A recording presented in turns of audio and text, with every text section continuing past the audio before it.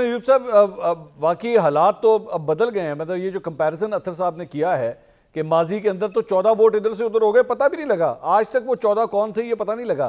لیکن سر یہاں پہ اتنے ہفتے جو ہے بارگننگ چلتی رہی, اینڈ میں جا کے پاکستان تحریک انصاف کے 11 کا بھی پتہ لگ گیا, اور جو 2 مینگل صاحب کے گروپ کے تھے وہ بھی ایکسپوز ہو گئے, ان کے بارے میں بھی پتہ لگ گیا. تو اب حالات وہ نہیں رہے ہوئے اطہر کاظمی صاحب کے مطابق.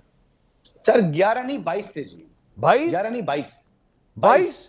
11 وہ آزاد جو خیبر پختونخوا میں چھپائے ہوئے تھے خود پی ٹی آئی نے, 11 وہ بھی ہیں.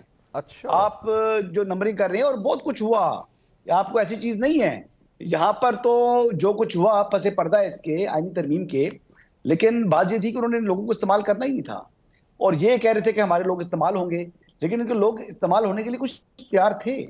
جو نمبر میں بتا رہا ہوں یہ نمبر تھا. اور اس کے علاوہ پنجاب کے اندر بھی بہت بڑا ایک جو ہے وہ ڈیفیکشن سمجھ لیں کہ ہوا ہے. تو دیکھیں اطہر کاظمی صاحب, لوگوں کی اپنی اپنی ترجیحات ہیں, اپنے اپنے مفادات ہیں, اپنی اپنی جو ہے وہ سوچ ہے.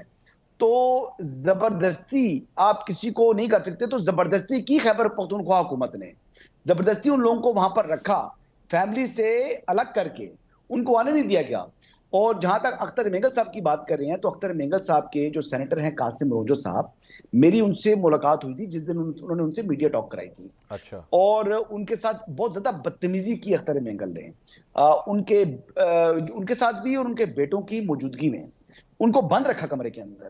اور اختر مینگل نے یعنی غیر انسانی سلوک کیا اس شخص کے ساتھ جس نے پوری زندگی جانی مالی قربانی کی اختر مینگل اور اس کے والد کے لیے, یعنی سردار عطا اللہ مینگل کے لیے.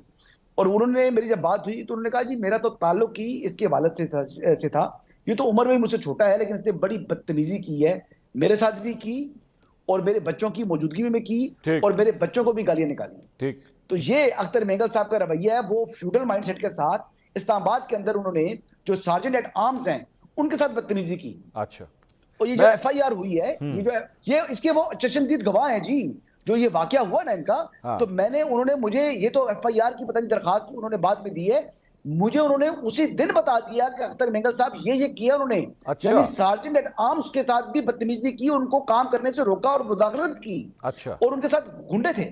تو یہ ان کا رویہ ہے, وہ فیوڈل مائنڈ سیٹ کے لوگ ہیں. یہ ورڈ نہیں تھا اختر مینگل صاحب, یہ اسلام آباد تھا. اور آپ جس طریقے سے جو کر رہے ہیں, دیکھیں قانون کو ہر ایک کے لیے, ہر ایک کے پر لاگو ہے.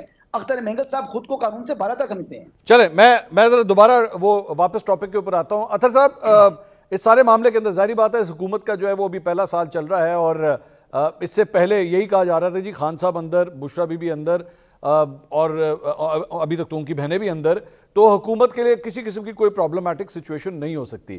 اب ظاہری بات ہے ہم سچویشن جو اینالائز کر رہے ہیں وہ ہے post Bushra be be release.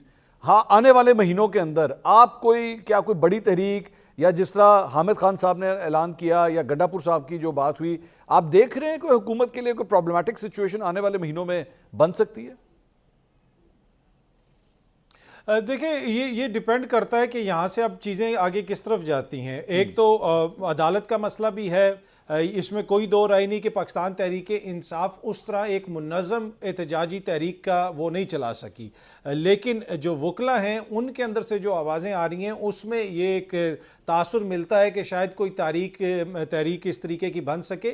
حکومت کا ایشو میرے خیال میں اس وقت حکومت خود ہے, اس کو ویسے ہی اتنی مشکلات کا سامنا ہے. آپ کو کہیں پہ بھی حکومت فنکشنل نظر آتی ہے؟ آپ کو لگتا ہے کہ ملک کی 2 بڑی سیاسی جماعتوں کی حکومت ہے جن کو مکمل سپورٹ حاصل ہے تمام اداروں کی, کانسٹیٹیوشن ایونیو سے لے کے پنڈی تک, ہر طرف ان کو مکمل حمایت حاصل رہی اپنے دور حکومت کے اندر جب سے یہ لوگ اقتدار میں آئے. کیا کہیں پہ بھی آپ کو لگا کہ یہ حکومت کنٹرول میں ہے؟ تو حکومت کا جو مین ایشو ہے وہ لیجٹیمیسی کا ایشو ہے, وہ عوامی سپورٹ کا ایشو ہے. آپ نے اگر جمہوری نظام کو چلانا ہے اور آپ کے پیچھے جمہور نہیں کھڑا ہوا تو آپ کی طاقت ویسے ہی اروڈ ہو جاتی ہے. تو میرے خیال میں اپوزیشن سے زیادہ یا کسی اور چیز سے زیادہ حکومت کا بڑا ایشو اس کی اپنی لیجٹیمیسی ہے. اب آپ دیکھ لیں کہ 62 آپ کی کانگریس کے اراکین نے خط لکھا ہے بلنکن صاحب کو کہ جس قسم کی حرکتیں پاکستان میں ہو رہی ہیں، انسانی حقوق کی خلاف ورزیاں ہو رہی ہیں، عمران خان صاحب کی رہائی کا انہوں نے مطالبہ کیا ہے، امریکی کانگریس کے اندر جو وہاں پہ قرارداد آئی اور جو سب کچھ ہوا، تو عالمی سطح پہ تو بالکل آپ کو لگتا ہے کہ حکومت کا کردار ویسے ہی زیرو ہے، مقامی سطح پہ جو کردار ہے وہ بھی آپ کے سامنے ہے، یہ خود کہتے ہیں ہمیں یہ نہیں پتا کہ اس وزیر کو کس نے لگا دیا، اس وزیر کو کس نے لگا دیا۔ تو حکومت کا ایشو حکومت خود ہے، جب تک یہ ہیں ان کا ایشو رہے گا، کوئی اور ایشو ان کے لیے کریٹ کرے یا نہ کرے۔